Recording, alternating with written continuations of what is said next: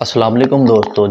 जी हाँ, बिल्कुल आपने सही सुना। अब लटके हुए पेट की परेशानी दूर हो जाएगी। इससे परेशान होने की बिल्कुल ज़रूरत नहीं है। आज मैं आपके लिए ऐसी मालिश लेके आया हूँ जिसके करने से आप अपने लटके हुए पेट को बहुत जल्द जो है वो ठीक कर सकते हैं।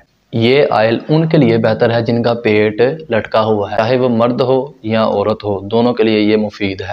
ख़ास तौर पर डिलीवरी के बाद जो पेट लटक जाता है उसको ठीक करने के लिए ये बेहतरीन मालिश है। इसको तैयार करने के लिए आपको किन किन चीज़ों की ज़रूरत पड़ेगी, आइए देखते हैं इस वीडियो में। अंगूर का रस 1 पाव, रोगने ज़ैतून 3 पाव किसी शीशे की बोतल में डालकर उसको 1 हफ्ते के लिए धूप में रख दें और दिन में 1-2 दफ़ा इसको हिला दिया करें।